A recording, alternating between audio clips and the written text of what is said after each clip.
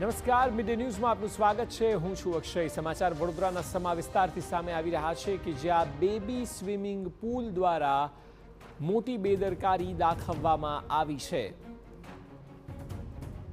જી હા, ફિલ્ટરેશનમાં ખામી સર્જાતા 8 જેટલા બાળકો બીમાર પડ્યા હોવાનો આક્ષેપ છે।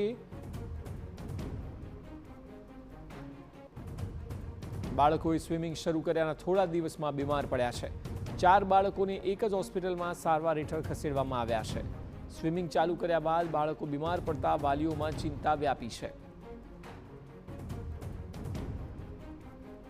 करना पड़ा था, अभी जाके थोड़ा सा रिलीफ हुआ है और डाउट मुझे जा रहा है क्योंकि ये 1 तारीख से ही उसने स्विमिंग क्लास स्टार्ट किया था बेबी पूल में समा स्पोर्ट्स कॉम्प्लेक्स में। तो वहाँ से मैं जैसे ही 1 से 10 तक तो कुछ नहीं हुआ, 11 तारीख से स्विमिंग पूल बंद हुआ विदाउट एनी प्रायर नोटिस।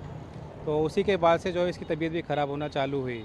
तो इसका मुझे डाउट वहीं से एक इसको वायरल इन्फेक्शन हुआ है, इसका मुझे डाउट है।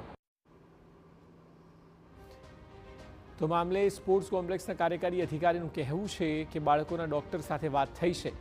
વાતાવરણને કારણે પણ બાળકોની તબિયત ખરાબ થઈ શકે, માત્ર સ્વિમિંગ પૂલમાં જ આવ્યા બાદ તબિયત ખરાબ થઈ હોવાનો દાવો ફગાવ્યો। આ જે છોકરાઓ છે કે બીમાર પડ્યા છે એવું કહે છે કે એના ડૉક્ટર જે છે એમના જોડે અમારી વાત થઈ। તો આ જે આક્ષેપ છે કે સ્વિમિંગ પૂલનું ફિલ્ટ્રેશન પ્લાન્ટ બંધ પડ્યું અને પછી અમે બેચીસ ચાલુ રાખી અને એમાં છોકરાઓ નહાયા, એ ખોટી વાત છે મેડમ। કેમ કે જ્યાર દિવસે 10 તારીખે અમારું જ્યારે આ શોર્ટ સર્કિટ થયું, અમે 11 તારીખથી બેચીસ બંધ કરી દીધી છે। કોઈ બી છોકરો 11 તારીખ પછી સ્વિમિંગ નથી કર્યું। અને ડૉક્ટર મોદી જે છે, રવિ મોદી સાહેબ છે, એમના જોડે મારી વાત થઈ। એમનું કહેવું એવું છે કે આ જે બીમારી થઈ છે એ સિઝનલ ચેન્જથી બી થઈ શકે છે। આ સ્વિમિંગ પૂલમાં ગયા પછી જ આ થયું છે, આ પોસિબલ નથી મેડમ। જોકે એક સાથે 8 બાળકોની તબિયત લથડે તે ચિંતાજનક વિષય બન્યો છે, ત્યારે હાલ સમગ્ર મામલે બાળકોનો રિપોર્ટ આવે તે બાદ વધુ કાર્યવાહી હાથ ધરાશે।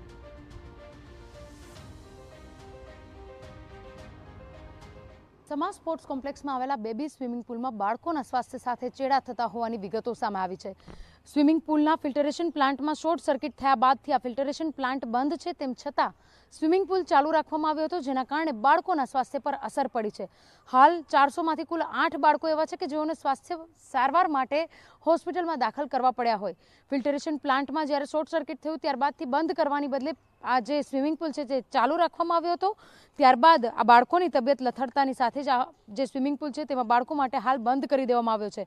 મહત્વનું છે કે વાલીઓ દ્વારા મ્યુનિસિપલ કમિશનરને રજૂઆત કરવા માટેની પણ વાત કરવામાં આવી રહી છે। બીજી તરફ જો વાત કરીએ તો પાલિકા દ્વારા આ સ્પોર્ટ્સ કોમ્પ્લેક્સ સ્વિમિંગ પૂલનું સંચાલન તમામ એક ખાનગી એજન્સીને સોંપી રાખ્યું છે। ત્યારબાદ પાલિકાના અધિકારીઓ નિશ્ચિત થઈ ગયા છે, પરંતુ તેમ છતાં તેઓની જવાબદારી આવતી હોય છે કે તેઓ દ્વારા નિયમિત રીતે અહીંયા આગળ તપાસ કરવામાં આવે, વિઝિટ કરવામાં આવે। તેમ છતાં નહીં થતાં આજે બાળકો હોસ્પિટલના બિછાને પહોંચ્યા છે, ત્યારે અધિકારીઓની ચોક્કસથી જવાબદારી બને છે તેવું વાલીઓ કહી રહ્યા છે। અને બીજી તરફ ફિલ્ટરેશન પ્લાન્ટને લઈને પણ ચોક્કસથી કાર્યવાહી થવી જોઈએ તેવું વાલીઓનું માનવું છે। કેમેરા પર્સન રોહિત ગોયલ સાથે અંજલિ ઓઝા, TV9 વડોદરા।